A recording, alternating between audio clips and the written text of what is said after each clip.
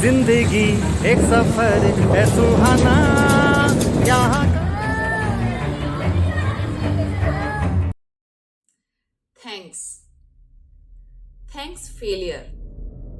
हाँ, तुम्हें थैंक्स बोल रही हूँ।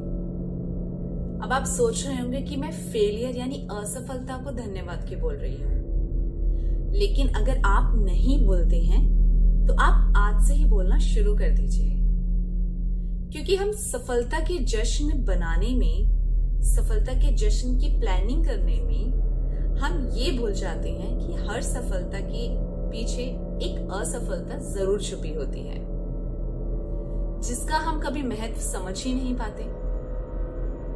Right? Hello guys, I am Neha Dipesh Bhan. तो आज हम बात करेंगे नाकामयाबी की, असफलता यानी फेलियर की,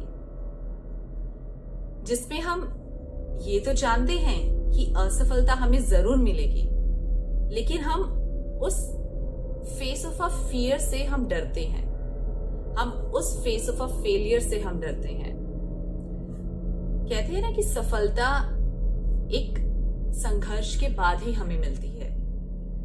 असफलता के संघर्ष को जब हम पार कर देते हैं तब हम सफलता को पाते हैं। तो आज मैंने नाकामयाबी यानी असफलता को एक खत लिखा है, जो एक छोटा सा खत एक नाकामयाबी के नाम। तो आइए हम सुनते हैं। प्रिय नाकामयाबी, हाँ, तुम्हें प्रिय बोल रही हूं।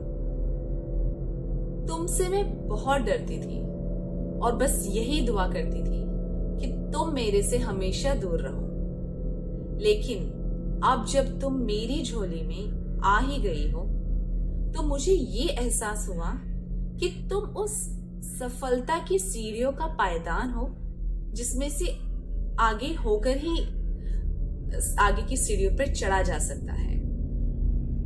तुम उस कहानी के वाक्य का केवल एक अल्प विराम हो। पूरी दास्तां मुझे खुद ही लिखनी है। तुम अदरक सी कड़वी जरूर हो, लेकिन यकीनन फायदेमंद हो। तुम ना आती तो शायद मुझे अपने अंदर की हिम्मत का कभी एहसास ही ना होता। अब जब मैंने तुम्हें खुले मन से अपना ही लिया है, तो मुझे मेरे अंदर की इस हिम्मत को दिखाने के लिए तुम्हारा धन्यवाद। तुम्हारी नेहा दीपेश भान। हेलो गाइस, तो आज हम बात कर रहे हैं नाकामयाबी की, जो हम कहीं ना कहीं जरूर फेस करते हैं। कुछ ऐसे लोग होते हैं जो उस नाकामयाबी को हरा कर आगे की, कहते हैं ना, सफलता के पायदान पे निकल जाते हैं। वो समझ जाते हैं कि हमें ये फेलियर, ये नाकामयाबी मिली जरूर है, लेकिन हम इस चीज से आगे भी जरूर निकलेंगे। और मैं हर किसी को सिर्फ वही बताना चाह रही हूँ इस खत के थ्रू, इस मैसेज के थ्रू, कि हमें असफलता को भी एक्सेप्ट कर लेना चाहिए। जब हम नाकामयाबी को एक्सेप्ट कर लेंगे तो हम ये जरूर समझ जाएंगे कि नाकामयाबी ही हमें उस सफलता तक पहुंचा सकती है जो शायद हमने कभी सोची भी नहीं है। कहते हैं ना कि उस यूनिवर्स का, उस भगवान का, नेचर का, आप कुछ भी कह लीजिए, उनका जो टाइम होता है वो हमारे टाइम से हमेशा डिफरेंट होता है। हम जो चाहते हैं वो, और जिस समय हम चाहते हैं वो हमें मोस्ट ऑफ द टाइम नहीं मिलता है। और फिर हमारा क्या उसके लिए रिप्लाई होता है, या तो हम डीमोटिवेट हो जाते हैं, डिप्रेशन में चले जाते हैं, गलत स्टेप उठाने के बारे में सोचने लग जाते हैं। लेकिन हम ये भूल जाते हैं कि इस टाइम हमें सिर्फ वेट करना है, थोड़ा सब्र करना है, अपने आप को टाइम देना है। जब हम अपने आप को टाइम देना शुरू कर देंगे तो हम खुद ही इस रास्ते से बाहर निकल जाएंगे। हमें खुद ही एक वे मिलने लग जाएगा। हम उस चीज को पाने के आगे हम शुरू हो जाएंगे जो शायद हमने कभी सोचा ही नहीं था कि हम उस कामयाबी की भी तैयारी कर सकते हैं।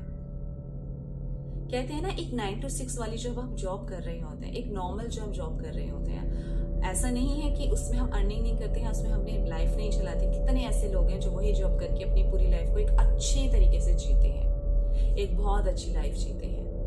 लेकिन कभी कभी हम ऐसा सोचते हैं कि यार हम एक बिजनेस भी कर सकते थे, हम ऐसा भी कर सकते थे, लेकिन हम वो बड़े स्टेप नहीं उठाते। लेकिन जब हमें कोई फेलियर मिलता है ना, जब हम पूरे कहते हैं ना पूरे बिखर जाते हैं, या फिर हमें एक नई स्टार्ट की जरूरत होती है, तो वो जब हम नया स्टार्ट करते हैं ना, उस टाइम हम बड़े बड़े रिस्क लेने के लिए तैयार होते हैं। क्योंकि हमारे दिमाग में क्या होता है कि इतना सब कुछ तो हम बर्दाश्त कर ही चुके हैं, अब कुछ भी गलत होगा तो उसके लिए तो हम ऑलरेडी प्रिपेयर हो ही चुके हैं, वो भी हम बर्दाश्त कर लेंगे।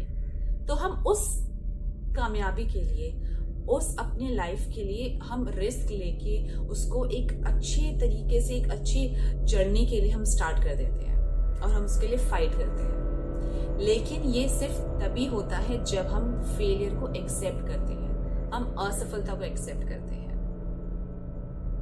तो मेरा यही कहना है कि आप पहले असफलता को एक्सेप्ट करना सीखिए, उससे फाइट करना सीखिए, और फिर आपको वे जरूर मिलेगा।